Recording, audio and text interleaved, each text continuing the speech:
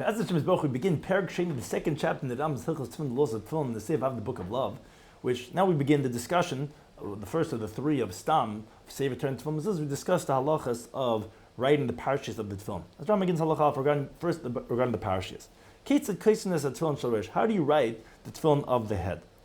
So Kaisrin Arba parashas, right? The four parashas which we described in the previous Perek, Al Arba Klafim, on 4 pieces of parchment. Each one is rolled by itself. They're put into 4 different compartments, which they're connected in one piece of leather. The tefillin of the hand, on the other hand, you write the 4 parashas on 4 columns, but it's on one piece of parchment. The goylein, you roll it kamin Sefer Torah, like a Torah scroll, from the end to the beginning, and you put it into one compartment. Now regarding the writing of the parashas.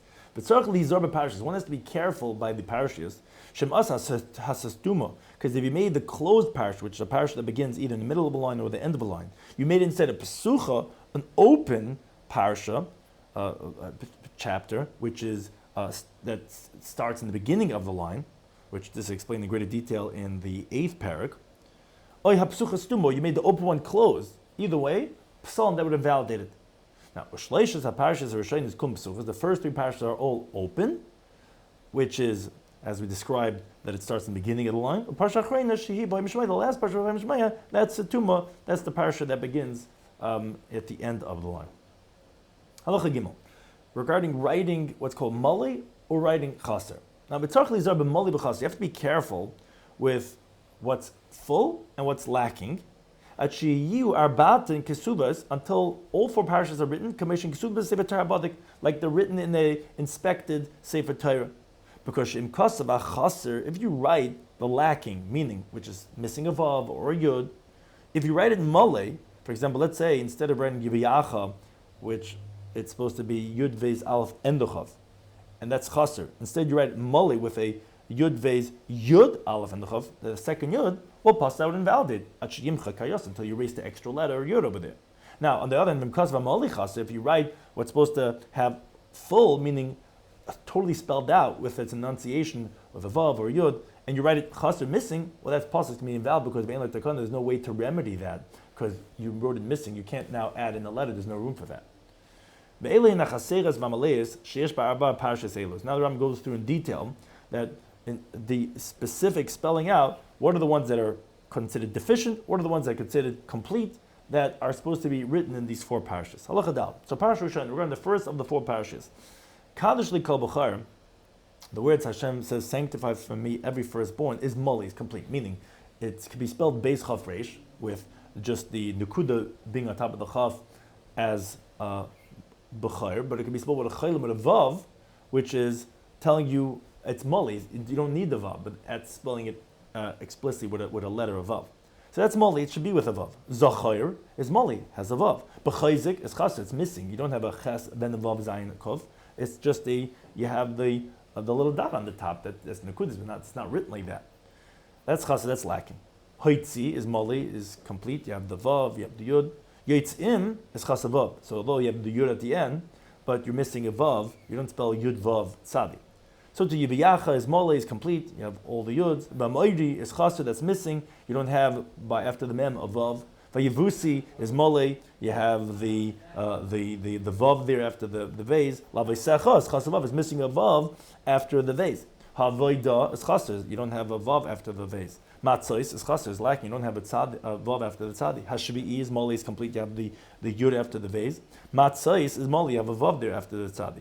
Sa'ir is chaser, is missing. You don't have a vav after the alf. Kibulecha is chaser. You don't have a yud after the lam. You don't have a vav after the vase. Ba'avur is mole, is whole.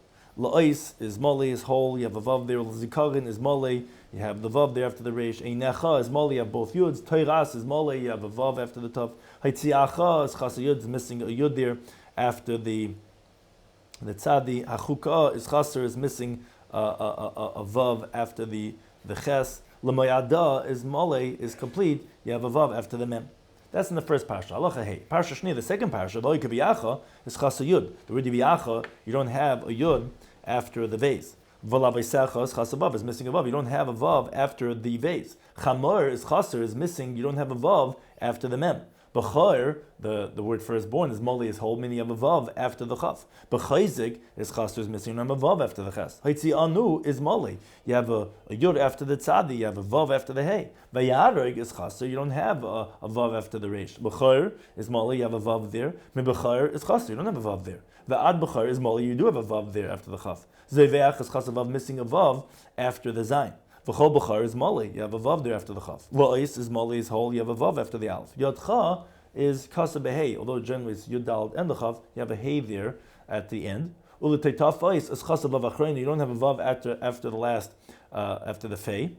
And einecha is moli. You have a yud there after the nun. B'chayzik is chas. You don't have a vav after the ches. Hitzianu is moli. You have a vav after the hey, and you have a yud after the tzadi. Halach above, Parsha Shlish, the third chapter, Shema. You have the ayin shel Shema, the letter ayin of the word Shema is gedol, is large, enlarged, and the dalad shel echad, the dalad of the word echad is also gedol, also enlarged, which those two letters spell the word aid, which is alluding that the Jewish people are witnesses to the unification of God's unity, which is really a pasuk in Yeshaya, Atem Eidenu Hashem, that we, the Jewish people, are God's testimony. Ma'idecha is chasr. You don't have any extra letters after the aleph. You don't have a vav. Levanecha is moli. You have a yud after the nun. The veisecha is below yud shniya, without the second yud, which would be after the saf. Uvkumecha is moli, is whole, which you have a vav there after the kuf. And lo'is is moli, is whole. You have a vav there after the aleph. Yodecha is chasa. You don't have a yud after the dal. L'toitafos is chasa shnei vav, and missing two vavs in this one. After the test and after the fei, you don't have a vav. Einecha is moli. You have both yuds. Mezuzah is chasa vav. You're missing the first vav after the first zayin, although you do have the second vav after the second zayin. Beisecha is below yud shniya, is without the second yud after the saf. Uveshadecha is moli, is whole. You have the yud after the reish. Halacha zayin. Parsha Rabbi is the fourth chapter. V'hayim shemaya is chaser. The mem doesn't have a vav after it. Mitzvah sai is bavav echas with one vav, not two vavs in mitzvah sai. Yoira is mali, is whole. You have a vav after the yod. Malkosh is mali. You have a vav after the kuf. V'siresh chas chas vav, missing a vav after the reish. And v'shtachvisem is mali, is whole. You have the yud there after the vav. Yevula is mali. You have a vav there after the vase. And there's different types of vavs. Obviously, there's malopim, there's the chaylim, but it doesn't have to be there. You could just have it in the unwritten nekudas. Hatayva is chaser, is missing a vav after the test. Noisin is chaser, missing a vav after the nun. Oisam is missing a vav after the alpha. Chaser is lacking. La'ois is mali, you have a vav there after the aleph. L'tetavais is chaser vav shni, missing the second vav. Here you have a vav after the test, but not after the fei. Einechem is mali, you have both yuds. Oisam is chaser, you don't have a vav after the aleph. Bebeisecha is below yud shni without the second yud after the saf. Uvkumecha is mali, you have a vav there after the kuf. Mezuzah is mali, here you have the vav after both the zayins. Beisecha below yud shni without the second yud after the saf. Uvisharecha is mali, you have the yud there after the reish. And labeisechem is chasavav, is missing a vav after the vase. Now, halacha ches continues with the crowns. You have to be careful with the crowns of the letters. They're like zayins that are sticking up on the letters. Shesh l'tog that has a crown. The way they're written in the Torah scroll.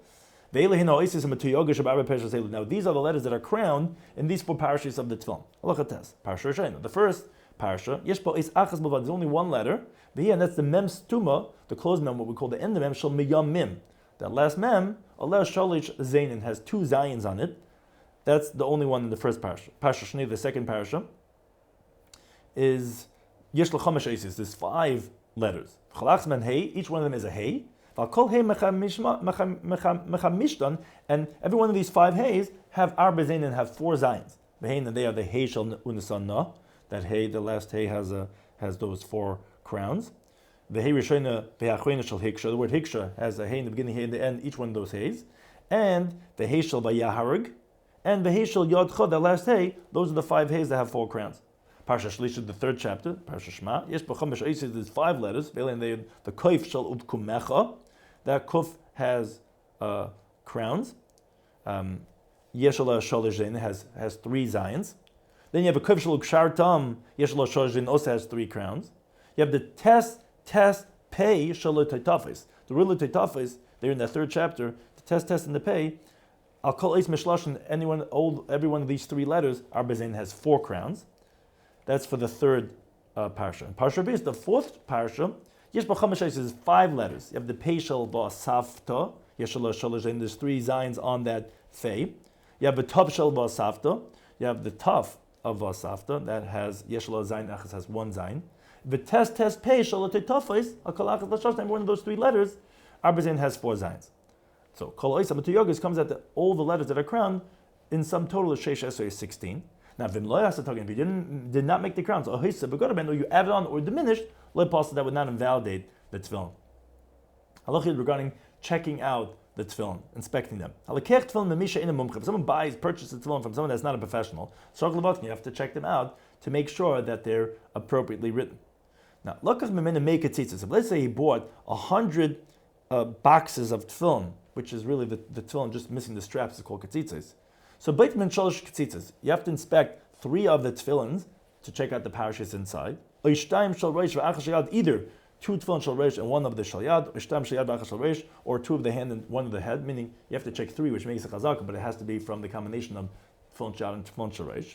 In Mitzvah Kashem, if you find that those 3 are valid, now this person that's selling the tefillin has already been established, but therefore all the rest, the other 97, the old kashem in ashar tzarich b'dika, the rest don't have to be checked, because this person already has a presumption what he's doing is okay. But if he bought them in bundles, so then kulin tzrichas b'dika, they all need to be checked, meaning every bundle needs to be checked by itself, and you can't say checking some of them will help for the other one, because the presumption is when they're separate bundles, that he bought from many different people, so many different seferim, it's not just from the same sefer, so you would have to check every bundle independently. Now, if someone writes tefillin with his own handwriting, or he bought from a professional, where, again, so you don't have to check, or even from any other person, and you already checked it. Then you put it back into the tefillin bottle, into the hide that it's container. So any one of these cases, once you know it's okay, you never have to check it another time, even after many years. As long as the covering, the case, is intact, it retains its presumption that it's valid. We're not concerned for them that maybe one of the letters got erased or that it developed a hole. And Hil the elder would say, Elu mishal avi ima. These tefillin are from my maternal grandfather, my mother's father, meaning that it was never checked. He had it from his grandfather, and we see that because it always retains its chazaka. That's valid unless there's something evident that there was tampering. But until then, it has a cheskes kashus.